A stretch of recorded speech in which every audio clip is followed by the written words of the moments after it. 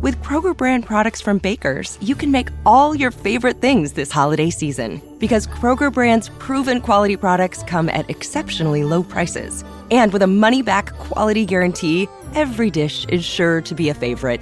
These are a few of my favorite things. Whether you shop delivery, pickup, or in-store, Kroger brand has all your favorite things. Baker's, fresh for everyone.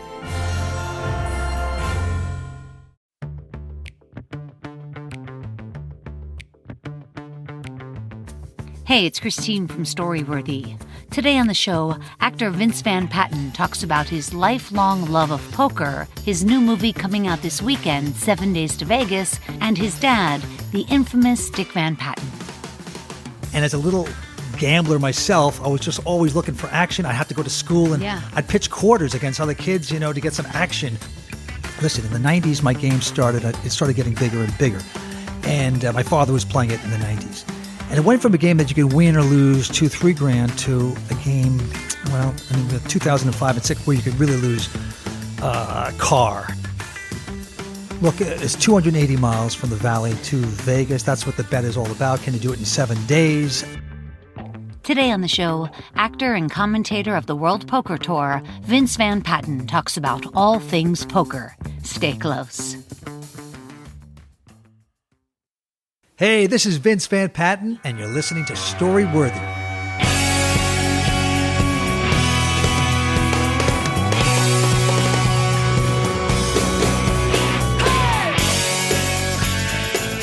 Welcome to Storyworthy. My name is Christine Blackburn, and I'm coming to you from Malibu, California today. Whether you're a longtime fan of the show of over 9 years, for God's sakes, Vince, I'm in my 10th year of podcasting. I'm like 120 in podcasting years. Whether you're a longtime fan or not, you guys, welcome to Storyworthy. I am so excited today because my guest, and the reason why I'm out here in Malibu is because I am with actor Vince Van Patten. But I have to say, Vince, you're not just an actor, right? No, I guess I have other ththings I do too, yes. You're so well-rounded.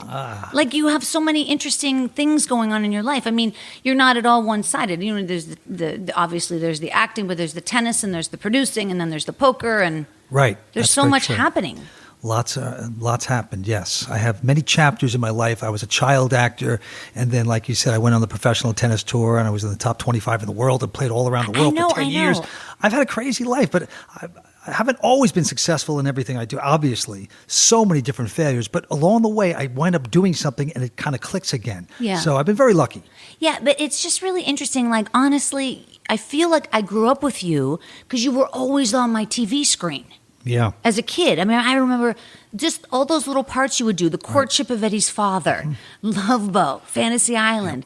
Like you did all those Oh, yeah. shows. I was a kid actor at age 9, came out to Hollywood, and I never stopped working. And I would do guest spots on Bonanza, High Chaparral, all those great shows. Yeah, it was fun. And then it lasted until I was 18, and then I went on the tennis circuit. But you're right. I've done a lot of acting in my life. And then I came back into my 30s, and I came back from the tennis circuit and got back into acting as well. Yeah, yeah. It's a fascinating career.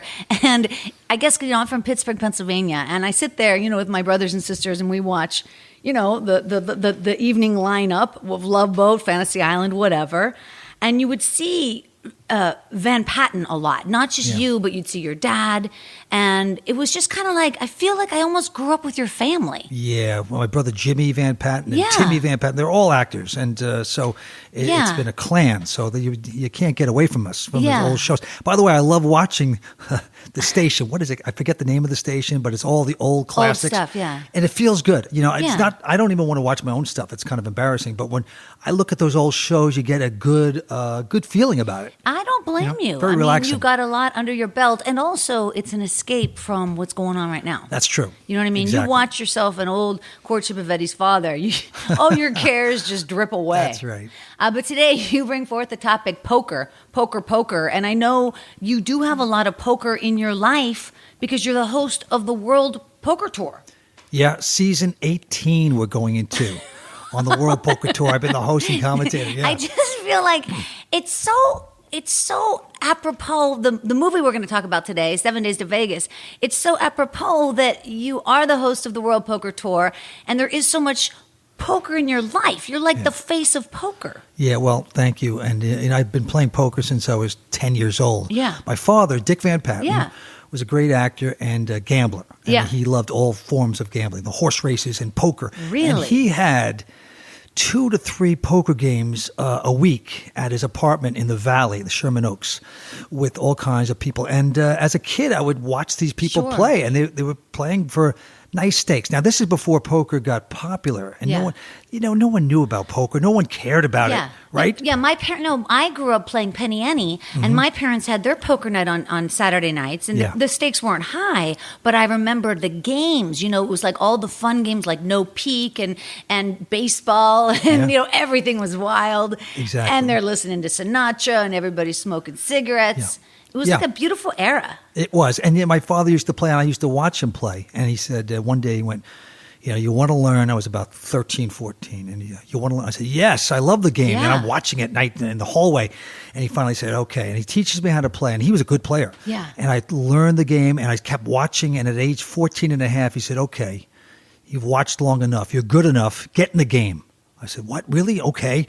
14 and a half years old. Now, I had made a little money as a child actor, so I played with my own money. How much money are you talking about? You could win or lose in my father's game in Sherman Oaks, $500 to $1,500 a night. Wow. Which was big money back then. That's a lot of money. This was a big Hollywood game back then. So people are the ante is $20. It was 5 and 5 at the time, but it got big, and we played every type of game like you talked about. What was your favorite? Oh, 7-card high-low is a great game, but you did play 3s and 9s a while. 5-card draw was a great game, and then you roll. I mean, we knew every game. Yeah, and Suicide King is wild, and my father, I always heard him saying, "Jacks are better, trips to win." Yeah, so I used to play in that game and did well.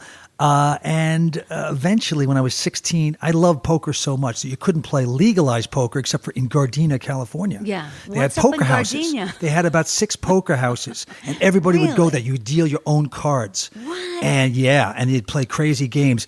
And I went down there at age 16. I got in my car, and I had a fake beard mustache made up because you had to be 21.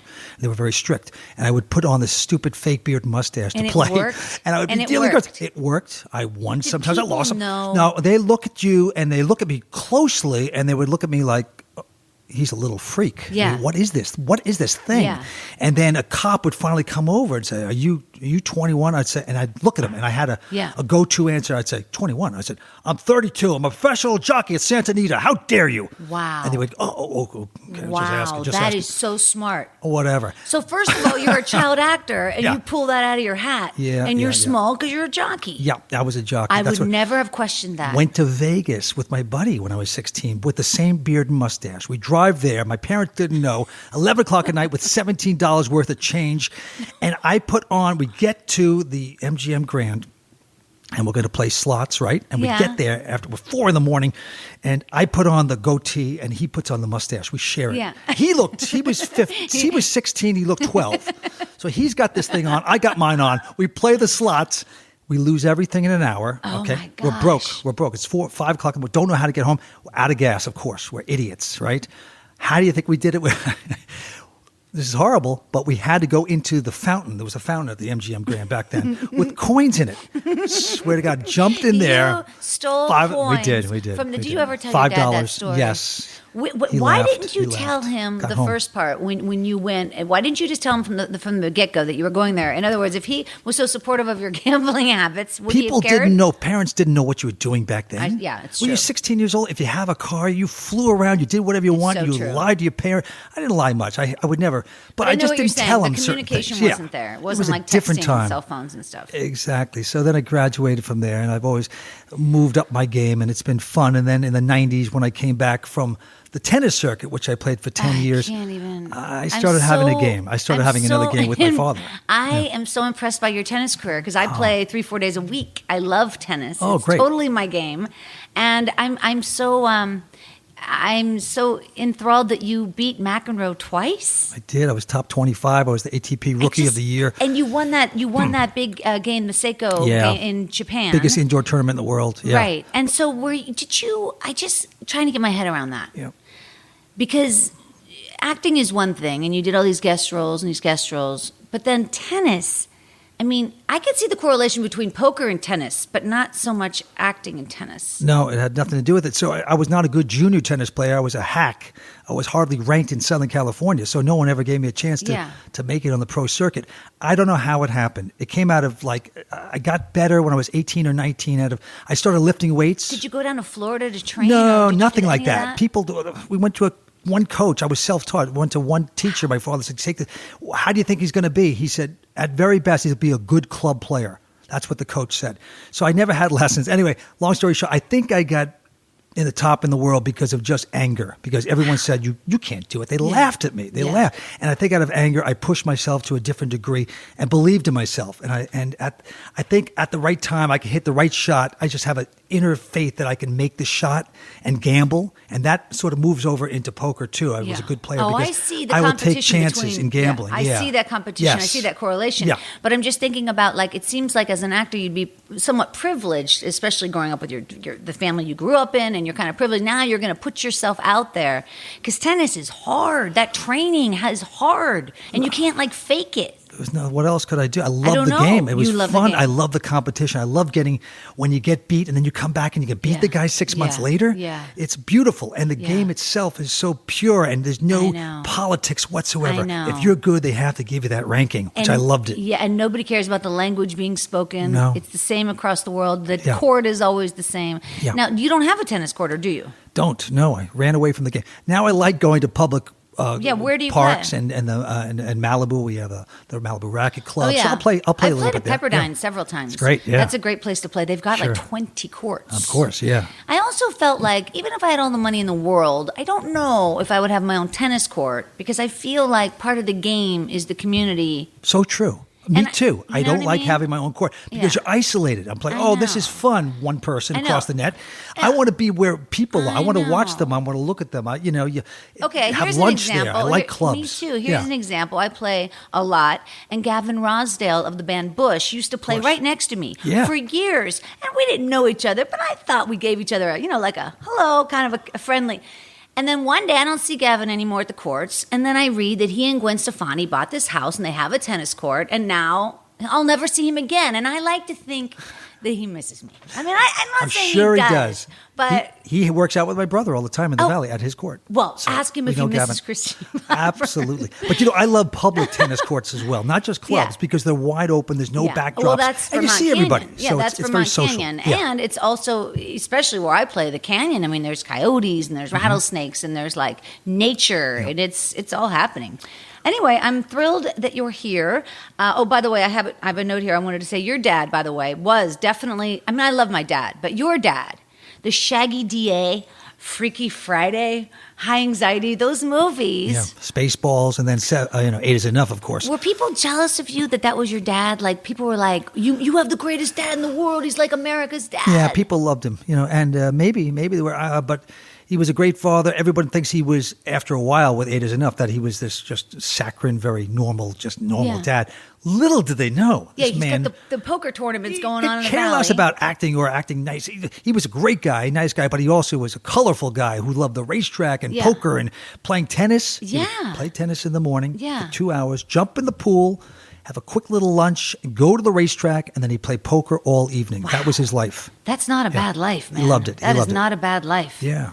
Did you wear those super short shorts in tennis? Yeah, they were so short. Yep. They were like, what were they like? I don't know, but they were like little and white, and they had pockets. Yep. And even It'll come back. And the It'll come girls' back. dresses. I mean, even now when I play, I could never wear one of those little dresses, no matter what I look like, because I feel like it's too sexy. Yeah. Like I wear ripped T-shirts, and I don't want that to be any part of it. Like I feel more competitive than.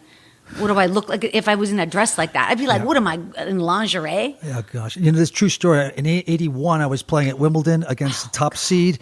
I'm on second court, the number 1 court, and I'm in these tight shorts. I'm endorsed to play with this outfit, but they're very tight. Yeah, you have Anyway, with 2-all in the first set, I split my shorts. And it's true. And I'm so embarrassed, I don't say anything. Oh, my God. So for the rest of the match, I just kind of moved around very slowly. I could never really. I should have said Did something you and stopped. win? Of course, I lost. Oh, I got shit. blown out after that. Never told anyone. Split Yeah. the shorts because that's how tight they were back then. Yeah, and you don't have a coach that you can talk to because the coach is in the stands. You're not allowed to speak. No, I should. I was You're dumb. all on your I was own. dumb. I was all on my If own. you did, you have another pair with you anyway. You probably Yeah, would. you'd go definitely in there to change. You just didn't think of it back then. Yeah, you didn't think, I need Now a they minute. take a lot of breaks. If out you there on went, the if tennis you court. had, if you had said that to the ref and you were like pointing at your pants, Yeah. you would think like he shit his pants. Vince Van Patten shit his pants. He's running to the, and you're coming out in different. That would even be worse. Yeah, you're right. So Wait, listen. What do you like to play most on? I've never played on grass. What is that? grass is great. Fast, right? It's fast. It's aesthetically the best. It doesn't help the best game, but it's just like old classic tennis. Clay's great. It's beautiful.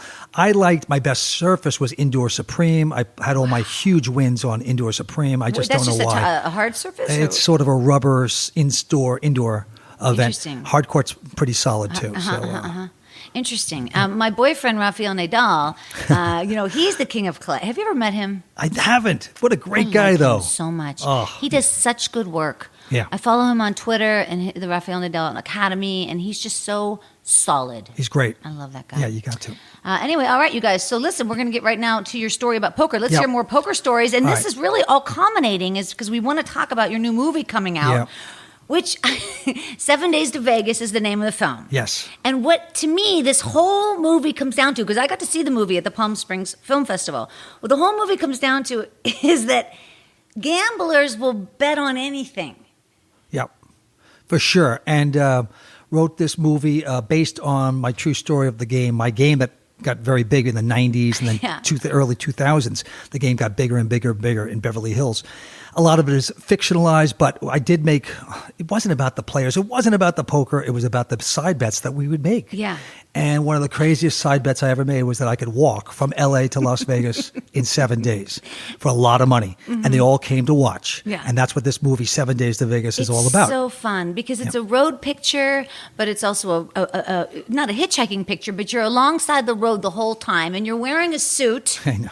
Which, even at the end, when you're filthy dirty and falling down, you look so hot in that suit. I'm just saying. That was one of the conditions of the bet. A really fun touch to the movie. That's so funny. Yeah, it has to wear a suit all the way, and it's very hot.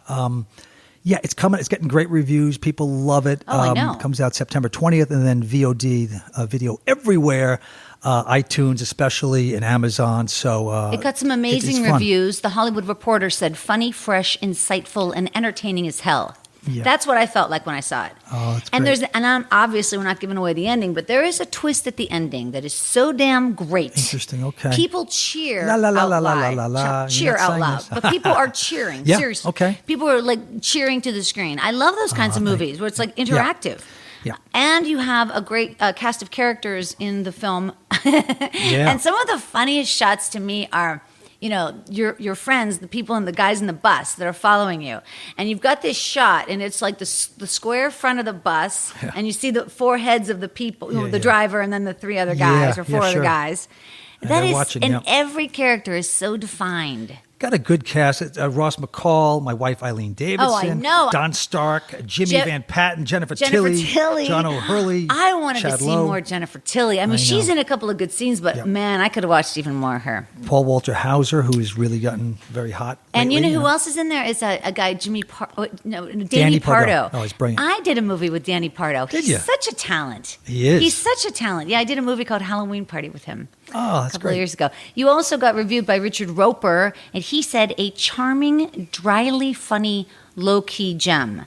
And I think when he says the word charming, in my mind, it's that there's no like blatant sex or like language. I mean, it's just it's like Vacation. It's Yeah. like seeing the movie Vacation. It's just fun. I like to describe it as Hangover meets The Sting. The Hangover. The Hangover is a meets movie that The you can. Sting. The Hangover you can keep watching. You go, okay. You put The Hangover and go, oh, I'll watch that again because I'm Yeah. getting a few chuckles out of it. Yes. And The Sting was just a beautiful con movie and a gambling movie. Yes. So that's what I like to describe 7 Days to Vegas as. And yeah, he's coming out. We're having fun just talking about it and having made it. It's been a nice It's accomplishment. super exciting, and you are around poker all the time. So this movie totally rings true. 7 Days to Vegas, again, opening nationally in theaters and on VOD on Friday, September 20th from Gravitas Ventures. You have a couple of websites people can go to, 7daystovegas.com. And also you can find this movie over on Twitter at 7days2vegas. Also, the World Poker Tour has Club WPT, and they have set up all kinds of sweepstakes, come into the World, Club WPT, enter these sweepstakes, and you can win all kinds of prizes and, screenings, It's super fun. Fly people out Everything to about LA this is super fun. So let's hear some more poker stories, you guys. Listen, in the 90s, my game started, it started getting bigger and bigger. And my father was playing it in the 90s. And it went from a game that you could win or lose $2,000-3,000 to a game, in 2005 and 6, where you could really lose a car, big money. Let me ask you something real quick there. Yeah. So what is the delineation between a guy who can just lose a car and a gambling addict? Nothing. Just throw them in the game and see what happens. No. Listen, here's the thing. It's a spice of life. I recommend playing poker. First of all, poker is the only game you can really beat. Yeah. All right, out of any gambling game. It's truly the only game you can really beat, which is important to know. However, like myself, I beat poker, but I would blow it in these other things. I love to sports bet. I like to bet the horses. So basically a person like me pisses it away down the line. But a lot of players, there's few and far between, can actually hold on to the money. But you can do that in poker if you're the best player at the table in the long run. You have to give away a lot of your money in taxes, right? What do you mean? I mean, not give away, but you have to pay a lot of taxes on winning. So let's say if you happen to wind up winning, like in tournaments, they always do, but if you go to Vegas and you hit $60,000 at a table, you win a lot of money playing poker, right? You have to report that. Of course. They take it right off the top, yeah. So who takes it off the top? Well, if you make a score in Vegas or something like that, they start taking it off the top, just like at the racetrack. If you hit a certain long shot, they take it right off the top, and then you might get it back later if you can prove losses, When you play, do you play now in public? Do you play, you just go sit at a table with strangers? Of course. I still play, I like to play cash games in certain tournaments. Do they I don't play as much you anymore. Could possibly, I'm sure you're not, obviously you're not, but is there any way people are thinking you could be cheating? Because you know so much. Oh, well, you always have to be careful in any gambling venture you're in that you could be cheated. In poker, it's a long shot, and most games are very honorable, so I wouldn't even go there. But over the years, I found a couple people that were taking a little edge and had some codes and stuff like that, and I spotted it, and you have to get these people out, and you have to confront them. It's tough to get the money back, but it can happen. But generally speaking, if you know the people, you're going to be pretty safe. Yeah. Is there a certain casino you always go to? No, but we in Vegas, the Bellagio has the biggest games. They have Bobby's Room where they play for hundreds of thousands, and Doyle Brunson's in that game, and Helmuth and Mike Sexton and people like that. And I played in that once. It's over my head. But I'm not playing as much anymore. I used to love the game. I liked it when I was on the edge, and it meant something to have a good score. But the losses hurt so bad. Yeah. Losses hurt 3 times as much as the wins do.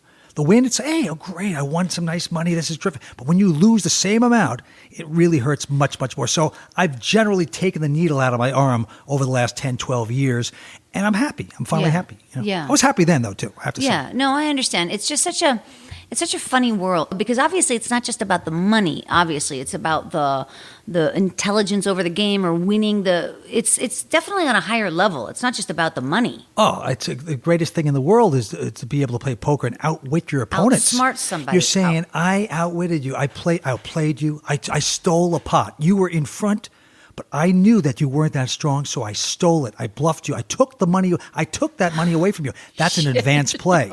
And sometimes it backfires. But you have to be bold in poker to be a top player. Okay, Very bold. So tell me, as the host, 18 years on this World Poker Tour, when you see these poker players, I just want to know about them. What do they have in common? What do they do before the match? Do people leave crying? Do people leave in fits? Is there fighting? What is the environment? Because I really don't know. Phil Hellmuth is the only one that's left crying. I kiddingly say that people that know poker know him. He is a character, and he's actually our raw deal on the World Poker Tour. But when he takes certain beats, I've actually seen him fall to the ground and going up into a little ball, and he's like, that guy should never have called me. What's going on? He'll just, it's all theatrics, and he is a character. But generally speaking, it hurts. But most people take it like a man. They get up and they shake hands, say, well done.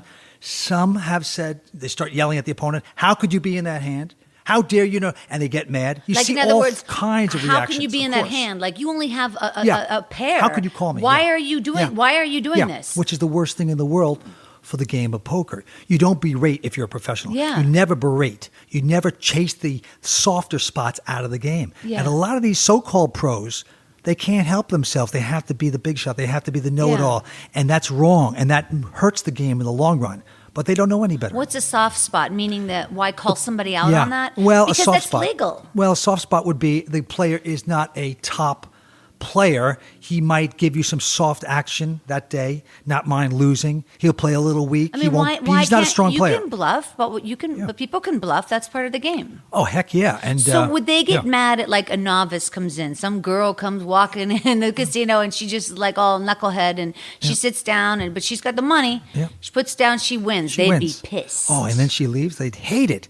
But they'd love it if she comes back the next day because they know in the long run you're going to probably take She the money got away lucky. from the bad players. Yes, Yeah. that's what it's all about. It's and how this long is you're going to play. all Texas Hold'em, or what are we playing? Now the here? big game is Texas Hold'em, a no limit, you Yeah. know, and that's the game that's really taken off on the World Poker Tour and around the world. But there's other games. But most people, when they go into a casino or at home games now, like to play no limit Texas Hold'em. Yeah. And no limit means the You can bet anything you want in front of you at any time. You can bet your whole stack at any time. Right. Back in the day, in the 80s and 90s, finding a no limit game was very rare. They didn't have much. They would say like what It was a 10 and 10 or 10-20 game Yeah. with a limit. You could bet 10 on after the flop, 20 on 4th Street and the river. Yeah. It was a completely different game. It was a limit game. Yeah. There's not as much variance that happens.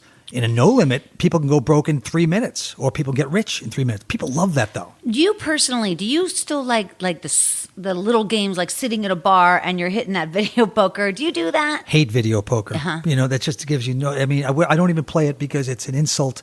I like to play a game where I feel like I have an edge. Uh-huh. You know, I've learned and taken my hits long enough to know that I'm, you know, a top player, and especially cash games. Okay. So I don't want to give that edge away and play a silly video poker where I have see. no chance. Yeah. But I don't like. In other words, a poker game. Then, even if it's a championship or not, I mean, there are odds for the house in some regard. What are the odds? There's 52.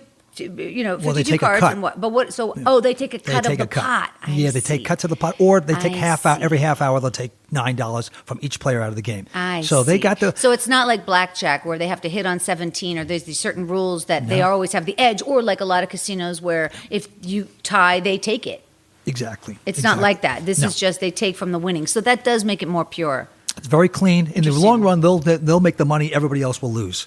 Bottom line. It's interesting. I mean, I love gambling as well. Years ago, I used to be a flight attendant, and on my overnights, I would go to Vegas, and I would go to Slots of Fun. It was right by Circus. Oh. Right by Circus. Right. And I love to gamble. Now I feel like my whole life is too much of a gamble Sure. to gamble. Like So I just true. feel like I'm, you know what I mean? So Yeah. it's just a fine line. In other words, to be a healthy gambler is a fine line. People are either seem too extreme, too desperate, or sometimes like if I go to a casino and I see all those old people who came off a bus and they're sitting in front of slot machines smoking Yeah. in the thing. Yeah. But then I think to myself, well, they enjoy that. I think the same thing. So what's the problem? There's no problem. Look, if you can control it, they get off that bus, they smoke the cigarettes, they're playing the slots. That's their excitement Yeah, for the it's safe. year. They're going to And be it's talking safe. about that. Some of them might win. Sure. In the long run, they'll all lose, probably. But that's okay. You're paying for that Yeah. entertainment. Same Yeah. thing at a poker table when you sit down. You know what? Some people have a very lonely existence. Yeah. They don't know what to do with themselves. You go to the casino or you go to the home game, you've made friends. In But fact, how you do make you- even more friends when you lose. Yeah, interesting. It's How, a how, joke, how little does joke. how does it correspond to because people know that you lose and they're going to take your money. Yeah, it's but an how old does that joke. correspond to like horse racing? Like how because horse Well, that's the racing same thing. but you're not in the game. Well, my father was a degenerate horse player. I loved it for years and lost a lot of money out there for years. A lot of fun. But they take a huge they take 18% right off the top. So you're very tough to overcome and win there. However, my father would go to the racetrack. He was like the Pied Piper there. Everybody, hey, Dick, how are you? Who do you like, Dick? And he has 50 friends out there. That's so fun. Yeah, it It's is a fun. club. It's a club. And for 6 hours, you're escaping life. You're going to the club. You're paying your dues. Yeah, Yeah. you'll lose some money, but that's what it's all about. And also, you're with your peers. You're with Yeah. other people, not just family. You know what I mean? You're Right. with like out in the world. Yeah, it's a shame because horse racing is really dying in the United States, except for certain places. Did you hear about But, Santa Anita? What's sure. been going on out there? Like Yeah, 30 yeah. horses dead in Yeah. 6 months? More so than they were over the years, and now they're making a huge thing about it, closing. and they should. I mean, this is maybe these horses are a little sore, letting them run when they're a little too sore, so they're trying to fix the problem. I hope they don't ever get rid of the sport. It is a great Yeah. sport. I love it. And going down to Del Mar or Saratoga, Oh, yeah. it's so filled up and people beautiful. love it. Yeah. Oh, it's so beautiful. Do you ever gamble at all the multitude of casino, the Indian reservations? How do I say it? Like Pachanga or Morengo or Tahinga or whatever. There's so many. There seem to be. Yeah, I mean they Do you go there too? popped up all over. I'm mostly in Vegas and Borgata in Atlantic City and down in Hard Rock, which is an Indian casino, Hard Rock I don't know casino that. Interesting. in Florida, in Miami. Oh. So yeah, I do. Wow. I do. I mean, Yeah. look, this entertainment back in the 70s, you couldn't find a casino. It was Right. just Vegas. Right. And as a little gambler myself, I was just always looking for action. I had to go to school and Yeah. I'd pitch quarters against other kids, to get some action. We'd play Your 3-card dad- Monte, What would he? Oh my gosh! Well, he taught you obviously. did. That is damn funny. Yeah, he never blinked an eye. He said, "Look, it's going to help your smarts. He goes, Yeah. if you can figure out how to beat poker, you can Yeah. do anything in the Well, world." that's another reason why 7 Days to Vegas works so well. For at least for me, it's so entertaining because everybody's got a little gambling in them. Mm-hmm. Everybody's been to Vegas. Everybody knows that road. You got some tremendous shots, and I'm gonna say it had to be drones, right? How did you get those shots Yeah. like way high up? Because we shot the thing right out there in the middle of the desert, and we do a lot of drone shots. It wasn't used to be cranes, helicopter. it was- No, it oh, used to be yeah, okay. helicopter, but nowadays you don't have to do that when you're filming. So did it It's through so drones. Yeah. beautiful. Thank you. Yeah, Those I like shots, that too. It's just like so wide open and expansive. Yeah. I never get tired of that landscape. Me too. I'm the same way. And every time I go to Vegas, I never fly. I drive because I just love the It's desert. like full of promise. Yes. I know. It is getting a lot closer, right? LA and Vegas. It seems to like be filling in. The gaps are getting filled in. Not so much expanse. I hear you. So, did you get physically exhausted playing this role in 7 Days to Vegas? yeah. Because you were walking. Look, it's 280 miles from the Valley to Vegas. That's what the bet is all about. Can you do it in 7 days? So what's that a day then? 40 miles a day 40 miles average. a day. You can walk or run. There was a lot of contingencies in the film. And of course, shooting it, because we were out in the desert and we'd have 10-hour days, 12-hour days of shooting. And I'm in the desert and in that suit, I have to walk to Vegas in a suit. And it goes beyond because I wrote it with Steve Alper, who's a wonderful co-writer, and produced it and starring in it with Eileen and my brother Jimmy. And so much at great. stake. I mean, I was sweating so much, just drenched with sweat. I was Yeah. exhausted, but you don't even think about things like that because there was so much at stake. You You're love it and so you're much. having so much fun. It's fun. It was I mean, fun you're to in shoot. your Yeah. element, man. Exactly. And it's the whole script is just written so well, and you had a lot to say in that, so it's happening what you want to happen. Exactly. So you don't feel the pain. You don't feel the pain. Another part I thought was super funny in the movie, I actually would have liked to have seen more of it, was you in the beginning of the film as a pitch man. Yeah. Because I've done a lot of that in my life. I've done probably 25 or 30 infomercials where you're holding Yeah. up the product Yep. and you're, the mop or the whatever. Yeah. And you did that so funny. Oh, that's funny. People were losing it in the Yeah. movie, laughing. Oh, thank you. Well, at the beginning of the film, he's down and out, and he has to go. He used to be an actor, but then he's getting washed up, and he has to do his, a lot of pitch work. Yeah. So and we show and that. Honestly, that's not even down and out work anymore. I mean, that's even hard to get. I mean, yeah, it's, of course. but you Yeah. were really good at Thank it. you. I Thank thought you. it was so funny. And then the progression of the poker games. So you were in these tiny little games, and you could see them getting bigger and bigger. Yeah, and it wasn't the good thing about this film. You think it's not a poker movie whatsoever. Yeah, no. You don't care about one hand Yeah. when you do see a poker hand. It's all about the characters, It's bigger all than the life, characters. fun characters. All fun. By the way, the reason why I wanted to write this is because other gambling films, which I love the whole genre of con movies and Me too. gambling, are usually very, very dark Yeah. and there's no joy. That's not the life I know in the gambling world. I Yeah. know crazy people and Right. fun and laughs. Right. I wanted to show that. That's and nice. there was the bets that we made in this craziest bet of all time. Can he walk from LA Yeah. to Vegas in 7 days? Yeah. And so you see crazy off-the-wall characters, and that's what I wanted to show in this film. It is so fun. It really is a blast of a movie. I mean, when people are cheering from the audience, something is going right. Do you know what I mean? Yeah, thank and then and Eileen got to be in it. She plays your wife in the movie. She plays my wife. And it's perfect. Eileen, She's won a couple Emmys with Young and the I know. Restless. And, I know. She's like a consummate actress. She's so accomplished. she talked me into making it. She said, Vinny, you got to write this story because it's just too good. I said, I don't want to write it. She goes, you have to write this. Okay. So it took 3 years to write it with Steve Alpert, and we finally did it. But you know what the great thing about Eileen is? She loves gambling herself. Oh, little great. did I know. Great. Little did I know. Not at the same table as you, though, No, right? no, not even she poker. Would go She's do just her thing in blackjack. She takes. We bet sports. We bet all the NFL games and tennis. And she goes, "I want half the action." I go, "Okay, honey, you got half the action." Are you talking about? And we watch it together at home. At home, okay. You're not bet talking about football. the big sports bets. Not the, Yeah, those we don't betting. go to the arena. We'll watch all the tennis and whatever we bet at home, and she gets 50% of my action. And we usually have to pay the bookie at the end of the year a lot of money. Yeah. But she doesn't. She's a great loser. As am I, we pay up the money, and it's kept our marriage together in some This is strange going to way. be a really dumb question, but you say you paid the bookie. So a bookie is a legitimate job. Yeah, I mean, It sounds when you so- want action and you want to do it on a phone call or your computer, you can. There's certain bookies you can still go to. They don't.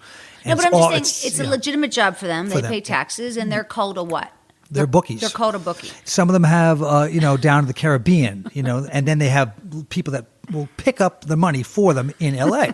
And that's what you got to deal with. So, It just seems nefarious. the Buckies love us. That's all I know. I don't know what is a bucky. The bookie, I'm sorry. Oh, the bookie. The Bookies love us. Because at the end of the year, after Super Bowl, they go, okay, it's time, Vince. Yeah. You ready to pay me? Okay, I'll meet you at the Okay, certain and spot. your son, Yeah. you have a couple of sons, Three right? You have sons. three sons. Three sons. And what is their gambling life? Oh, thank goodness they don't like it.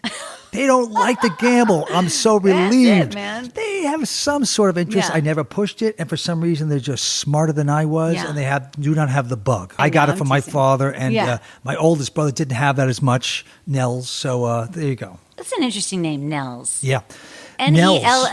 Yes, N-E-L-L-S. Scandinavian. Who has that name? What- My father played I Remember Mama, and he played the part for 9 years on TV in the late 50s. Wow. He was named Nels. You're and so kidding that's me. where he That named is our oldest so son. his son. interesting. Yeah. I Nels wish Van I Patten. wish I It's a could cool think name. of some other characters that he played because I'd love to throw that out right now as a Yeah. joke. Like you could be called. You're lucky you're not called.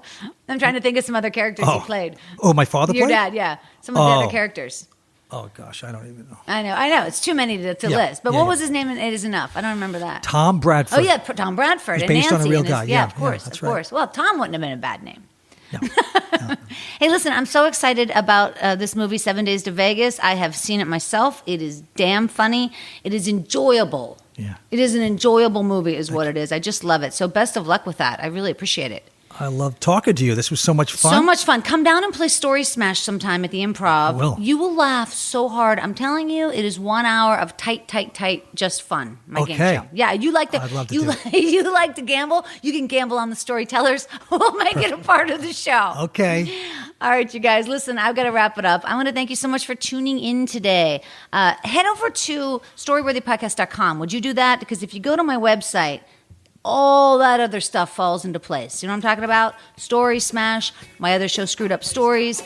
You can get to my website. You can get to my Patreon page, you guys. I've got all sorts of levels over there, and you can donate to me over there, and you know I appreciate it. All right, you guys, one more time on behalf of the very talented Vince Van Patten, thank you so much. Really. My pleasure. This has been a blast. Thank you. Thank you. My name is Christine Blackburn saying, make it a story-worthy week.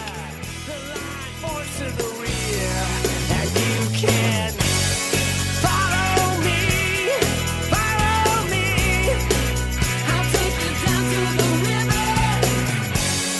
Follow me. I'll keep you silent. Thanks for joining us on the Storyworthy Podcast. We'll be back next week with all new stories. Subscribe to Storyworthy on iTunes and visit the Storyworthy website at storyworthypodcast.com. I'll keep you satisfied.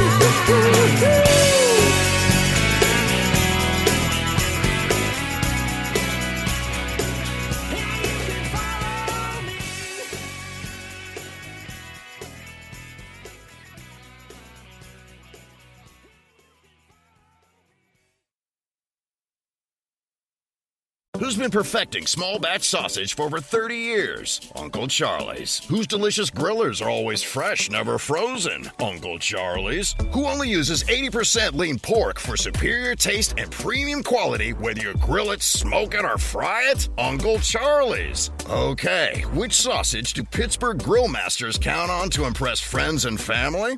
Yep, Uncle Charlie's. Available at your local grocer. Uncle Charlie's. Small batch, huge taste. Membership fees apply after free trial. Cancel anytime. Can I be real for a second? That goal you have to exercise and eat better, you really can do it. But nobody is going to do it for you. And nobody has to, because you can do it if you have the right tools and a community that cares about helping you get results. And that's us, Beachbody. It's as convenient as your TV or laptop, but you need to decide that you're worth it. Let us help you succeed. Here's how. Go to beachbody.com to claim your free membership and start feeling great.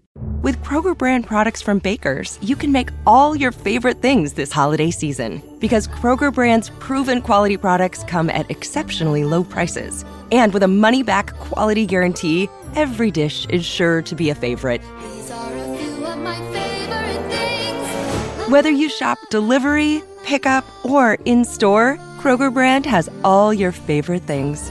Bakers, fresh for everyone.